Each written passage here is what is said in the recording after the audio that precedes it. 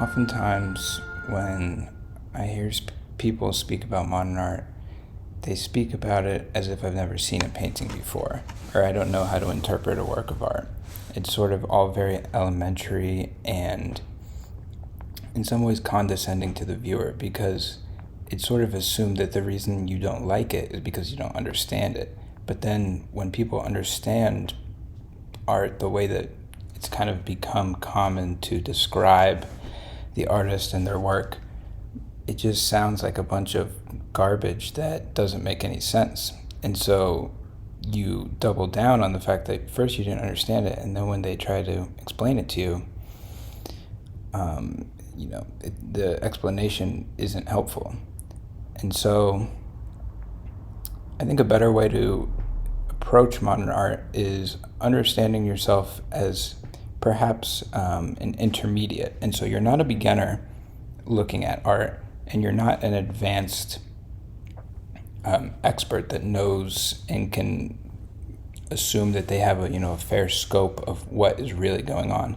As an intermediate, you're still constantly learning about new things, and it's not helpful to approach those new things as if you've never seen them before. But modern art, the way people describe it is it's like a child looking at the sky, and they're just like describing what they see, and it just gets repetitive and boring. And I think occasionally people really mean well, and that's kind of what they feel they want to express, and I guess that's fine. But what I want to talk about here is a way of approaching art as if there is something extremely important in the way you think about it, but only in the context that makes your appreciation of the art more rich and more varied and ultimately just more delightful. The point of going to museums is not to confront deep truths about yourself, as controversial as that might seem, is really just to go and have a nice experience. Ultimately, it's a way to spend a Saturday. And that's often removed from the context of how museums are spoken about. The kind of inconsequential nature that they play in most people's lives is incommensurate with the idea that they are these temples of great knowledge. And so modern art particularly just presents itself as kind of a barren canvas. It seems like a utter wasteland.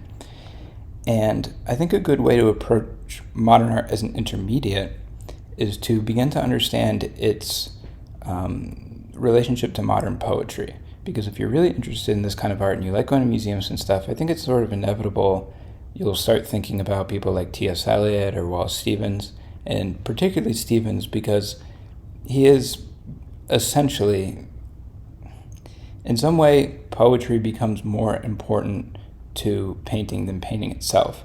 And that sounds sort of like a strange art speak kind of statement, but really all that's saying is that when you're standing in front of a painting, you have to be thinking about something. And when the painting is extremely minimal and bare and abstract, just thinking about those things, like the color of whatever, isn't really that interesting. I mean, I have to say. That is why I think kind of the middle period between what you might call an old master and a modern artist, somebody like Cézanne, but even more like Monet or, basically painters that, I suppose above all, if you're going to go to a museum, particularly, I mean, what is kind of difficult about museums and speaking about art is that no one has the same reference point, because we think in the information age that you know what all these images look like, but it's just such a different experience. And as an intermediate, that can be taken as a given. As a beginner, you kind of have to explain that to someone, right? It's like, oh, you got to actually go look at it. But as an intermediate, that can be taken as a given. And the whole point of that is that you can now start to think about specific ways of framing your approach that will decide what kind of ideas are interesting to you. So this is just obviously one way of approaching art. I'm not saying this is some kind of like truth that's like if you get this, you'll get the whole thing. This is just sort of like a particular way of looking at it. And the particular museums that I've been to a lot are generally, I've been to some museums in America, I've been to museums in the Czech Republic, and I've been to museums in Germany and the United Kingdom. And I think particularly the modern art museums that really to me seemed important were the Tate and maybe Glenstone in the US. Outside of that, there's really the National Gallery too. Because the whole East Wing is dedicated to modern art, they have this huge, amazing collection. And somebody like the Vogels represents this amazing dedication to the principles of modern art. But outside of that, there are really few collections that are really dedicated to showing art from like the late 1940s to the present day, which is kind of interesting. But that's all just to say that if you are going to go to the National Gallery, probably the best painting in the whole museum, both wings included, is obviously Manet's railway station, because it's really the only painting I've ever looked at that I've just never even slightly grown tired of. It's just it is everything that one could want in a painting. And for that reason, I just think it's a good reference point to what we're talking about. What kind of effect are you looking for in a painting? And if you're looking for a kind of surface level, like I want to go to the museum and then leave and not really think about it that much more and go about my day, that's one thing. But if you have decided that, no, this is something you're interested in, and you've gone to some museums, and I think there's some painters that initially seem very confusing, but upon kind of looking at them for a long time, they make a lot more sense. Jackson Pollock is an obvious example, but I think even Picasso. It's strange that because Picasso's fame is so big that it's just sort of assumed that his art is like amazing. But he has a very strange history of making art, and it's very difficult to come to terms with him, especially in the modern day. And kind of the place that he holds in art history is, I don't think, as clear as maybe some people make it out to be. But then if you are to really look at what artists are creating nowadays, I see no reason to not be comparing that kind of art to these kind of great things of the past. And so there has to be some sort of judgment or way of telling what kind of artists nowadays are making interesting things or doing interesting work. And a lot of times the way that people that, in my experience, the way that curators and artists, the way they talk about their work is so alienating, and to me, quite honestly, a little brain numbing. I mean, it's just, I can't stand hearing people talk about some confusing idea about what their art means when it's just ugly and boring, and I hate it. And so I think to move on basically from introducing my point, one of the things I think is very interesting in art, as I said a little bit before, is its relationship to modern poetry, and particularly Wallace Stevens. And one of the things that I was reading in a book that Helen Vendler, who's a very interesting critic, wrote about Wallace Stevens, is that the kind of poetic project he's engaging himself in doesn't just concern a literary form. It isn't just about the words that you're reading on the page. It is about your whole, because you carry the words with you. If you're really reading interesting poetry, the words, you are, and just kind of the experience of reading it, you can kind of take with you. Let alone if you are a poet and you're constantly looking at the world and trying to conceive this kind of harmonious effect in yourself, something that seems true to yourself, but also beautiful, and also obviously lyrical and all these sorts of things. But if you consider that the literary aspect is only kind of the physical aspect of what's going on, but there's this whole mental aspect that is in some ways apart from it. It obviously communicates with it, but it is kind of in a different plane of existence. And if you think about that whole existence, you can understand painting as an important part of poetry, and vice versa. You can understand poetry as an important part of painting. I mean, just to use an example I thought of recently, like you could say, like somebody might ask, what is a Clifford Still painting about? And I have a lot of thoughts about Clifford Still, but particularly his more violent red canvases, you could say that is a picture of the waxwing in the first stanza of the first canto of John Shade's poem Pale Fire. And you could say that, and you could say, well, there's no way to verify that. There's no way to connect that. And I think what is very interesting, a very interesting idea that I think is worth pursuing, is that if the thoughts line up incredibly well, they basically have the same effect. So two very distant things physically can have the exact same effect on the viewer. And sometimes that's just because they look the same, or there's some kind of like basically causal or like physical relationship between the two things, but sometimes it's actually more of a metaphorical relationship between them, and it all exists in the mind. And so, no, that's probably not what Clifford Still was thinking, but that is exactly what the Clifford Still paintings end up evoking in the viewer. Kind of is the same feeling that recalls, it kind of works the opposite way with poetry a lot, but it recalls that first line of Pale Fire. And so, I mean, that's just to use one example. But as I was saying about Wallace Stevens' particular relationship to painting, Helen Vendler also points out something I thought that was a very insightful observation, which is that a lot of Stevens' poetry is about physical objects, but the poetic experience of the reader becomes about a temporal movement. So it's about things, it's not about things moving in space. A lot of times things are still, and it's about like a kind of still life created in life, or in the poetry, but it's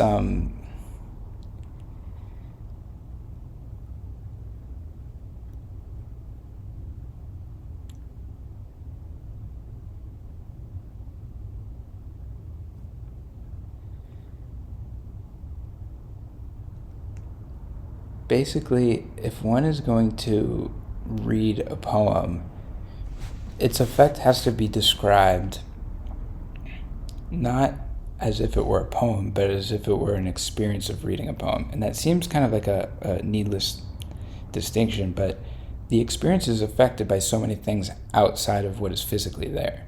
And so a lot of times painting is described as if everything that is important needs to be physically there.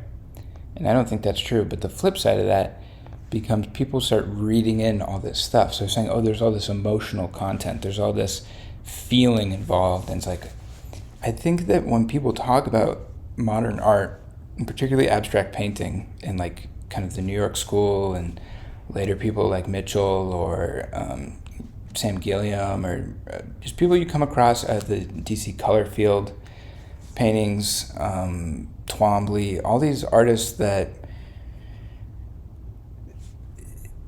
their paintings aren't about things, and so they're very confusing and strange and abstract, but people talk about them as if they're this great emotional experience, and they walk up to them and feel something very deeply. And I guess I would just say it's kind of interesting to remove yourself from that perspective entirely and kind of just more think about the space you're in, look at the ceiling, track the lines of the walls. And if you go to a couple museums, maybe you won't really have that great of a time the first couple of times. But if you're able to go to these really nice museums, maybe you live in DC or New York or Boston, or a lot of cities have, in America at least, have really nice museums. If you live in the UK, go to the Tate. I absolutely fucking hated the National Gallery in London. I would not go there. I would rather go to a library. If you live in the only museum you can go to is like one of these really crowded ass museums, just go to a library. It doesn't really work for abstract art, but you can learn a lot about people like Titian, or like I said, Cezanne, or Rembrandt, or Vermeer. Vermeer is kind of, I once asked an AI what its favorite artist was, and it said Vermeer. And I think that for somebody who doesn't want to become emotionally attached to the art and wants to just think about it as a nice experience that they can do, a couple times a year, Vermeer is a very interesting artist, not to learn more about. You need to go read a fucking biography about him. But if you are in DC, for example, you can go to, to the Vermeers there, and they're just really pretty. But if you can't see Vermeer, see Rembrandt. There's lots of Rembrandts everywhere. There are lots of great Dutch painters. There are lots of great French painters. I think a lot of times Impressionism is seen as this triumph over this kind of dull, stale style that had been developed. But there's a lot of really great paintings of the style that the Impressionists were rejecting. And a lot of times, Impressionism is understood as the first movement towards abstraction, but it's kind of not entirely true. Because, for example, the way that Monet painted water is extremely realistic, and it looks so much more realistic to the way it appears to my eye than, like something that's painted with a lot of ochre and like all these layers and darkness. And it's really interesting when you go to the National Gallery, you see really great painters like Courbet or Corot and all these people who were clearly really thinking about their paintings and the kind of effect they might have on someone and how they could manipulate that effect. But it was when the Impressionists came along that they said, we're going to go paint outside and really see what things are happening and paint it the way that's coming to your eye. And that's why something like Corot, even though it obviously isn't photorealistic, if you stand far back enough, basically it looks like a photo because the way the color like mixes is really, it's really cool. And that has nothing to do, I think one thing intermediate art has to be about is removing a lot of language from the experience of going to museums. And so if you're a beginner, go to a museum, I don't care what you do, like take photos, whatever you want, yap with your friends about nothing, or just walk up to the paint and say, oh, I like this one, I like this one, I like this one. I would say that's probably the most said thing, or like, I think that's so beautiful. Move on from that and just go and be quiet and really sit there and think for a long time about kind of not thinking. I think that there's a lot to do, modern art has a lot to do with meditation and not necessarily Eastern ways of thinking, like kind of like Indian or Chinese poetry or like, whatever, but more that when that mixed with the West, you got this really interesting thing where like there's some people who think about even like elementary physics as kind of having this like nice resemblance to like Eastern mysticism. But I've talked to someone who knows a decent amount of that, and he said it was kind of hogwash. And even if it is, it's kind of just this way of thinking about things.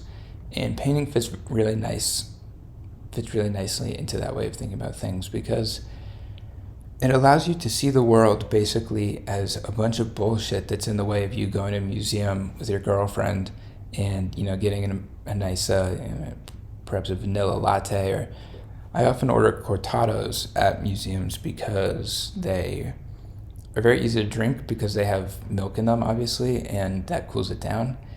And they're also just often very delicious. So it's kind of the perfect mix. An espresso shot can be too hot, or an Americano is too hot, but maybe an iced Americano could be very nice too. If they have some honey, that would be very nice.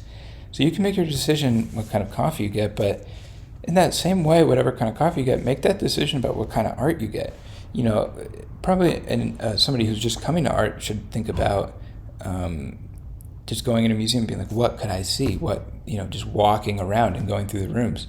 But once you go to a few museums a couple times, go to the rooms you like, really come to terms with those painters, and all these interesting ideas start to emerge. And the ideas that most people talk about with modern art are really quite ridiculous. And I think that needs to be stated because this perspective that I'm coming from kind of needs something to work against. I need to understand not just what art could be in general, but like what becomes interesting is if you look at art for long enough, your individual experience becomes so varied that it really doesn't bear any resemblance to what anyone else says about it. And it's kind of like communicating art's kind of like trying to communicate what it's like to see the color red or something, right? Like it's this part of experience that we have to assume is in other people, but you can't really verify is even there, let alone say anything all that intelligent about it. And that's where poetry comes in, because poetry is language, and it does make sense.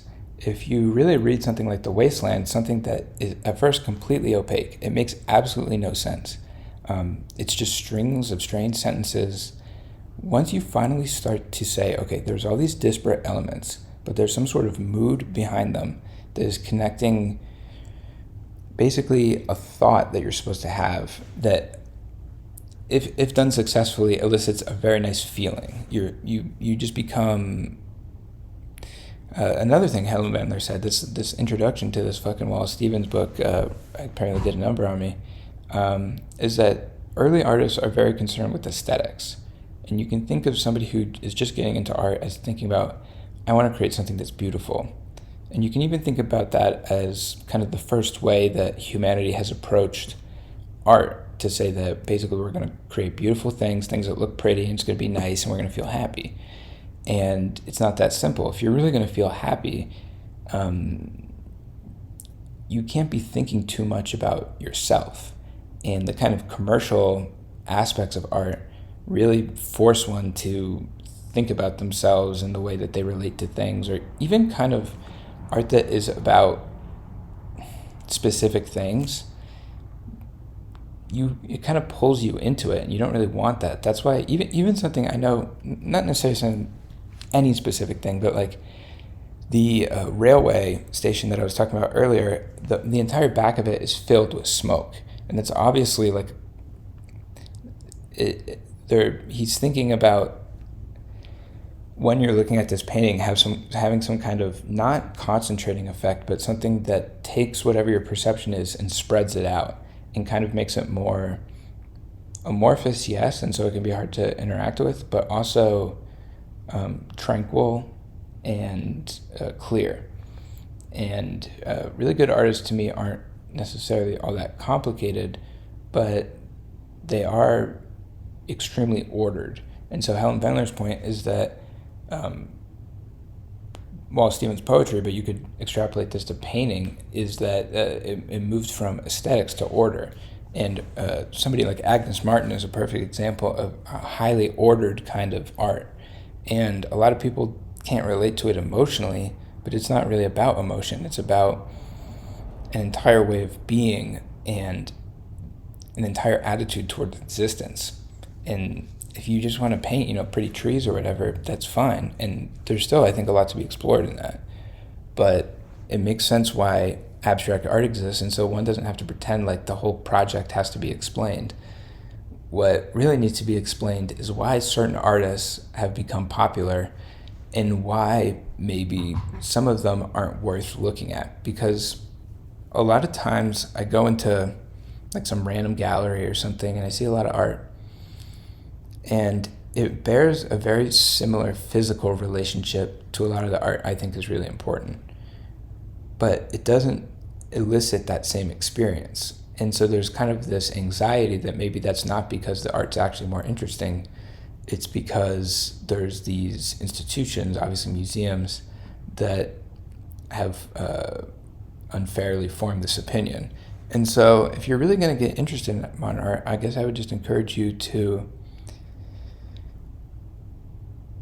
really think about not just flipping some sort of switch when you go to a museum of being like, oh, I'm here and it's great. Really incorporate that existence of being someone that goes to museums and being someone that looks at the world like an artist, even if, I'm not an artist and I don't think it's important to be an artist necessarily.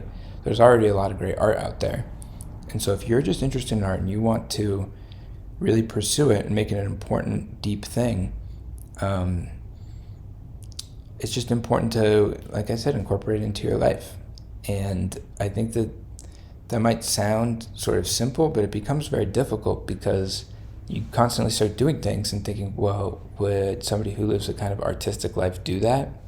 And that compels you to do all sorts of weird stuff. I mean, artists are generally weird people, but they're often very sentimental and honest people. And there's something very nice about living a very sentimental, honest life. And even though I don't like his writing at all, I think Jack Kerouac was an excellent symbol of that. So I suppose I'll just leave this short lecture with that thought.